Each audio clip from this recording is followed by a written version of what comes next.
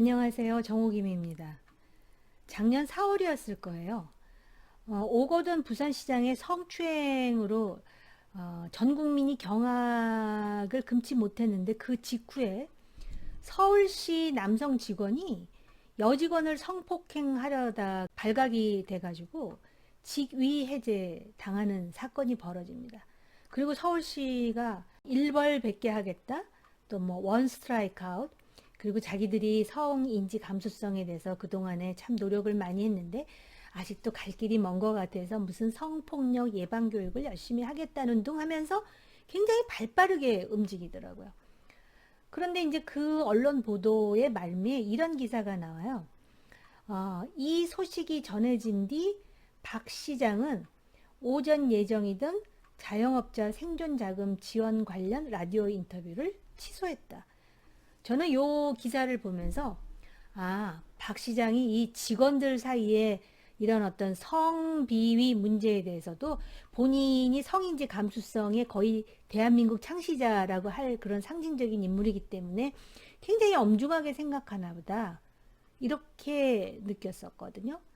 그런데 알고 봤더니 이 직원으로부터 성폭행을 당할 뻔했던 이 여직원은 박 시장에 의해서 수년 동안 성추행을 당해왔던 피해자였던 거였습니다.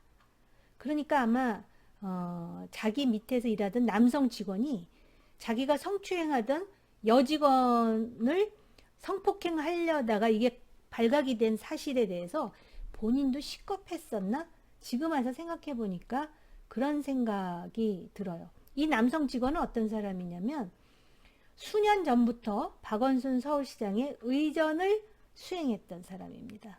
그리고 1년 반 전부터 박원순 시장 비서실에서 일했기 때문에 여직원하고도 알고 있었던 사이였었다는 거예요.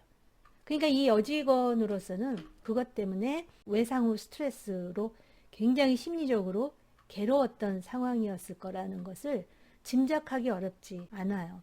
아무튼 이 남자 직원이라는 사람이 어제 법정 구속됐죠. 징역 3년 6개월. 그런데 그 재판에서 이 남자 직원이 이 외상 후 스트레스는 자기 때문에 생긴 것이 아니라 그 이전에 몇 년 전부터 박원순 시장이 이 여직원을 성추행하고 말로 괴롭혀서 생긴 것이다. 이런 주장을 함으로써 그 재판정에 박원순 시장이 이 여성 직원을 어떤 식으로 성추행했는지, 어떤 말을 하고 어떻게 몸을 더듬고 어떤 텔레그램을 보냈는지가 다 공개돼 버렸다는 거예요. 내용이 더러워서 제 입으로는 말 못하겠고요. 어제 방청을 하러 들어갔던 기자들이 그 내용 때문에 경악했다라는 후문이었습니다. 아무튼 이 사건은 우리에게 참 여러 가지로 부끄러움을 안겨주는 사건이에요. 그리고 참 이미 고인이 되었지만 대한민국 여성 운동의 표상이 박원순 전 서울시장이었잖아요. 그런 점에서 정말 개탄스러운 일이 아닐 수가 없는데요. 이 박원순 전 서울시장의 극단적 선택, 그리고 그의 성추행에 의한 피해자, 이러한 사건에 대해서 정신적 고통을 입은 피해자를 우리가 생각해서라도 박원순 서울시장의 사건을 은폐하거나 또는 비호했던 사람들에 대해서 이 사람들을 걸러내야 된다는 차원에서 제가 몇 말씀 드리고자 합니다. 먼저 서울지방경찰청이요. 박원순 전 시장의 성추행 의혹을 공소권 없음으로 종결을 했어요. 그런데 이 주변 사람들의 방조 혐의에 대해서도 무혐의 처리를 합니다. 이러니까 경찰이요. 결국은 권력의 꼭두각시 내지는 충견 아니냐라는 볼멘 소리를 듣는 거예요. 검경 수사권 조정이 검찰개혁이라 그러는데 결국 검경 수사권 조정에서 수사권 전부 경찰에 넘기는데 경찰이 중립성을 가지고 정의를 구현하겠다는 의지와 능력이 없으면 그 결과가 어떨지에 대해서 보여주는 한 면이라고 저는 생각을 합니다. 그리고 이제 바로 이 주변인들, 방조 혐의에 대해서 무혐의로 싹 벗어난 사람들, 이 사람들은 자기네들이 그동안 한 일이 있었을 것임에도 불구하고요. 무혐의가 나자마자 큰 소리를 칩니다. 사필기정이다. 그런가 하면 경찰 조사에 의해서 고소인 측의 주장이 전부 거짓이거나 억지 고소, 고발이었다라는 것이 확인됐다. 이렇게 큰 소리를 쳐요. 과연 몰랐을까요? 성폭행을 하려고 했던 남성 직원이 이 여직원이 몇 년 동안 시장으로부터 추행당했던 거를 알고 있었던 거 아니에요.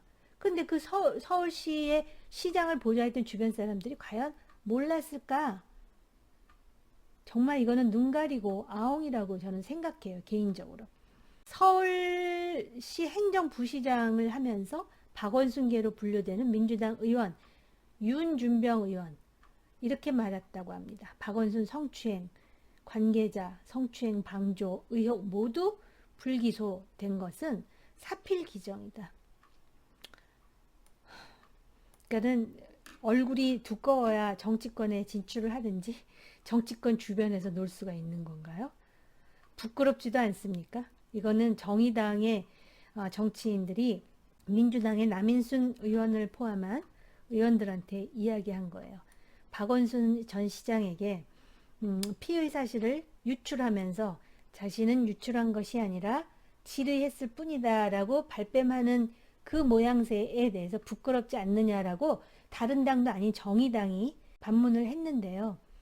남인순, 고민정, 진선미, 양양자, 이수진 피해자를 피해자로 부르지 말고 피해 호소인으로 부르자고 카톡방에서 입을 맞춘 의원들이라고 합니다. 물론 민주당의 여성 의원들 중에는 피해자는 피해자이지 피해 호소인이 아니라고 말한 의원들도 있었기는 해요. 그 외에도 참 유명한 어록이 있죠. 법무부 장관 후보자인 박범계 의원, 박원순 시장 빈소에 가가지고 영원히 맑은 분이었기 때문에 세상을 하직할 수밖에 없지 않았나 하는 느낌이 든다. 또 한 번 윤준병 더불어민주당 의원 얘기를 하자면 성인지 감수성이 누구보다도 높은 분이었다. 성인지 감수성을 말하기 참 민망하게 돼버렸죠. 진성준 더불어민주당 의원 피해를 기정사실화하고 박 시장이 가해자라고 규정하는 것은 사자에 대한 명예훼손이다.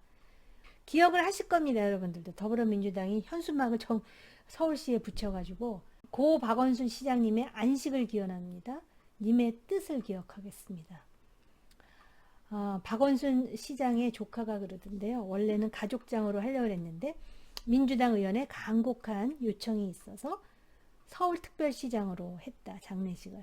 서울특별시장으로 해서는 안 된다라는 수많은 사람들의 청원과 반대가 있었음에도 불구하고 지금 성추행 사실이 뒤늦게 요번 별건 재판으로 알려지기는 했지만 그 당시에도 이런 문제 때문에 서울특별시장은 안 된다. 그 장례식은 안 된다 했지만 민주당이 결국은 서울특별시장으로 장례식하지 않았습니까? 그래서 언론인들은 먼저 논란의 여지가 있는 발언을 했던 사람들에게 다시 한번 박원순 전 서울시장의 성추행 문제에 대해서 어떻게 생각하는지 또 피해자에 대해서 사과할 생각은 없는지 본인들이 의도했던 하지 않았던 피해자에게 2차 가해를 가한 사람들 아니겠습니까? 물어주시기 바라고요. 그 외에도 2차 가해자들 많죠. 박원순 전 시장의 피해자가 누구인지 그리고 어떤 편지를 보냈는지를 그냥 SNS에 공개한 사람이 있는가 하면 누리꾼들 중에도 참 그악한 말들 많이 한 사람들 많아요. 심지어는 그 피해자의 변호인에게까지. 이 사람들도 걸러내야 됩니다. 여기 보면 정치판 그리고 정치판 언저리에 있는 이 방조자들 또 은폐하려고 했던 사람들을 걸러내지 않으면 이 정치의 흙탕물은 요만큼이라도 맑아질 수가 없을 것 같아요. 그래서 다시는 이런 불행한 일들이 반복되지 않으려면 과연 박원순 시장이 영원히 맑은 사람인지 그리고 누구보다도 성인지 감수성이 높은 사람이었는지 그리고 박원순 시장의 님의 뜻은 무엇이었는지 이 사람들한테 다시 되물어 주시기 바라고요. 그래서 저는 사실은 야당의 자세도 좀 안타까운 측면이 있어요. 이런 개탄스러운 문제에 대해서는 집요하게 문제를 제기해가지고 어떻게 감히 자기네들의 잘못으로 서울시장 보궐선거를 하는데 또 나오겠다는 소리를 합니까? 입이 10개가 있어도 할 수 없는 상황인데. 근데 지금 나온다는 거 아니에요? 이런 부분에 대해서 지금 야당은 야성을 좀 키웠으면 하는 생각도 있습니다.